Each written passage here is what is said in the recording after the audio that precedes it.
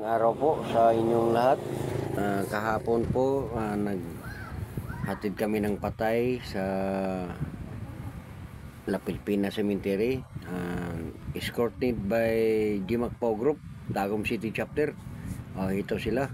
Ako po ang namimitik sa kanila. Ayan.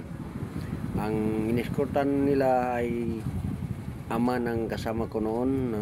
Nasa TCRC club pa ako. Ito ang mga nag-escort hapon, ang mga Gimagpao Tagum City Chapter sila. At yan ang presidente, isa naka-sandal sa saging. Ito sila, inunan ko sila ng larawan hapon, mga idol. Ikaw na may kuhan, luya kamates.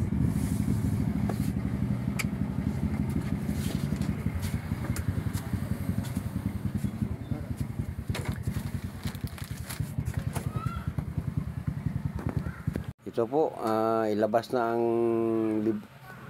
patay po, sa dati sa nasanayan ng mga matatanda tuong sa ilalim ng kabaong ng mga relatives. Yun. Yan ang mga kamag-anak ng patay.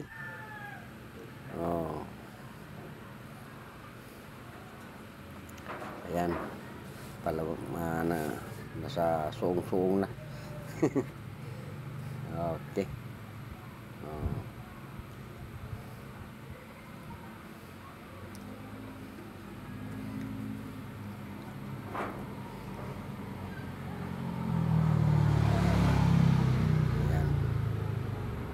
Okay, dinala na.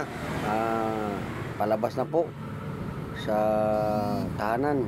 Papunta na po kami ng church bago dalhin sa cemetery. Nasa kalsada na po ang mga escorting. Escort po sila. Ayan, dumating na sa simbahan. Yan ang patay po, si Nicolas E. Kangki. Habang nasa misa, nag-aantay ang mga Gimagpao. Ayan, tapos ng misa, linabas na po sa church ang patay, nilagay na sa purlon. Ayun.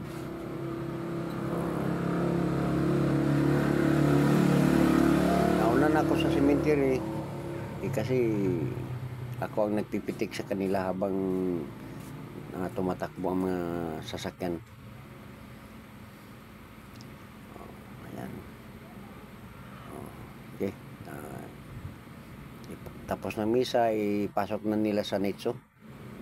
Thank you for watching, guys. Follow, like, and share.